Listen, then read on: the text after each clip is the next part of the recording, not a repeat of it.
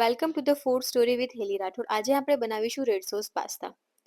Red sauce pasta બનાવવા માટે આપણે લેવાની છે ઝીણી સમારેલી 2 ડુંગળી. તો આપણે લીધી છે ઝીણી સમારેલી 2 ડુંગળી, 1 ઝીણું સમારેલું ટામેટું લેવાનું છે, બોઇલ્ડ વટાણા લેવાના છે, ગાજર લેવાનું છે, કેપ્સિકમ, મરચાં, ધાણા, ટામેટાનું કેચઅપ લેવાનું છે, અમૂલ બટર લેવાનું છે, ચીઝ, મેયોનીઝ લેવાનું છે, પાસ્તા લેવાના છે, ઓઇલ, મેગી મસાલો લેવાનો છે, ઓરેગાનો એન્ડ ચીલી ફ્લેક્સ લેવાનું છે. તો સૌથી પહેલા પાસ્તા બનાવવા માટે એક કઢાઈ લેવાની છે. એ કઢાઈની અંદર પાણી લેવાનું છે. પાણીમાં 1 ચમચી મીઠું એડ કરવાનું છે અને 2 ચમચી જેટલું ઓઇલ એડ કરવાનું છે. પાણી 5-7 મિનિટ સુધી ગરમ થવા દેવાનું છે. ત્યારબાદ તેની અંદર પાસ્તા એડ કરવાના છે. પાસ્તાને બોઇલ થતા અને પ્રોપર કૂક થતા 15 મિનિટ જેટલો ટાઈમ લાગશે.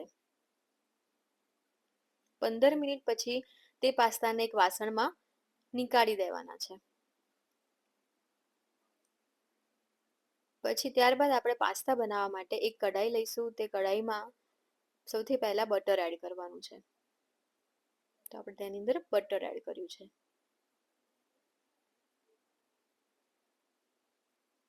ત્યારબાદ તેની અંદર 4 ટેબલ સ્પૂન જેટલું આપણે ઓઇલ એડ કરવાનું છે.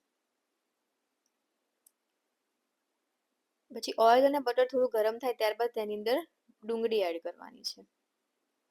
ડુંગળીને આપણે લાઇટ પિંક થાય ત્યાં સુધી આપણે તેને કૂક થવા દેવાની છે.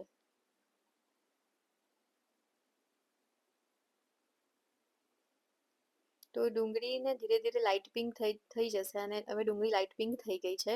ત્યારબાદ આપણે તેની અંદર એડ કરીશું ટામેટા. 1 ટામેટું લીધું છે.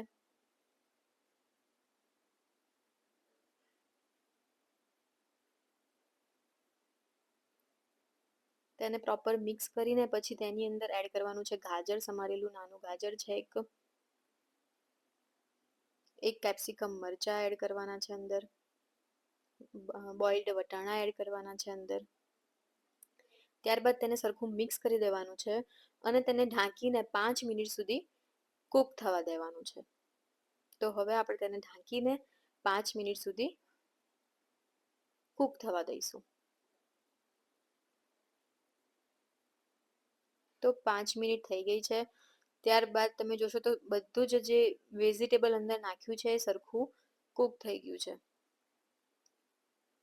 ત્યારબાદ આપણે પેસ્ટ બનાવવા માટે એક બાઉલ લેવાનું છે. આપણે આ 4 પ્લેટ પાસ્તા બનાવવા છે તેની માટે મેં 2 પેકેટ મેગીના મસાલા લીધા છે. 1 ટેબલ સ્પૂન મરચું પાવડર લેવાનું છે. 1 ટેબલ સ્પૂન ધાણા જીરું પાવડર લેવાનું છે. તેની અંદર થોડું પાણી નાખીને તેને મિક્સ કરી દેવાનું છે. આ જે પેસ્ટ બની છે એ પેસ્ટ આપણે જે પાસ્તાના જે વેજીટેબલ છે તેની અંદર આ પેસ્ટ એડ કરી દેવાની છે. પછી 2-5 મિનિટ સુધી આ જે પેસ્ટ છે તે વેજીટેબલ સાથે કૂક થવા દેવાની છે. સરખું મિક્સ કરી દેવાનું છે.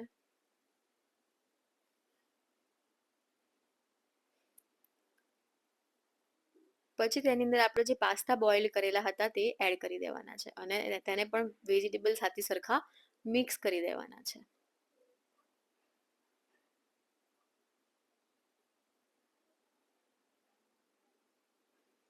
પછી આપણે તેની અંદર 3 ટેબલ સ્પૂન જેટલો ટામેટાનો કેચઅપ એડ કરવાનો છે.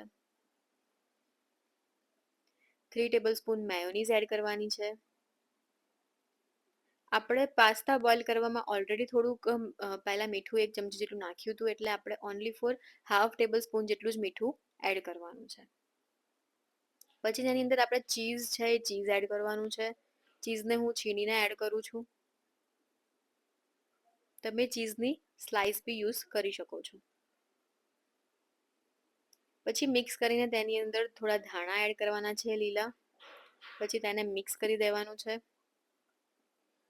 પછી હવે ઓલમોસ્ટ રેડી થઈ ગયા છે આપણા રેડ સોસ પાસ્તા. એની અંદર oregano and chilli flakes add કરી દેવાના છે.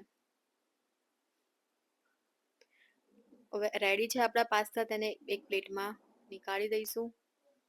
સર્વ કરવા માટે તમે એની પર લીલા ધાણા નાખી શકો છો. ચીઝ અને ટામેટાના કેચઅપ સાથે તમે તેને સર્વ કરી શકો છો.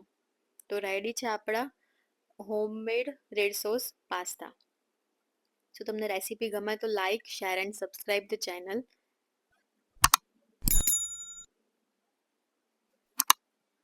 Thanks for watching.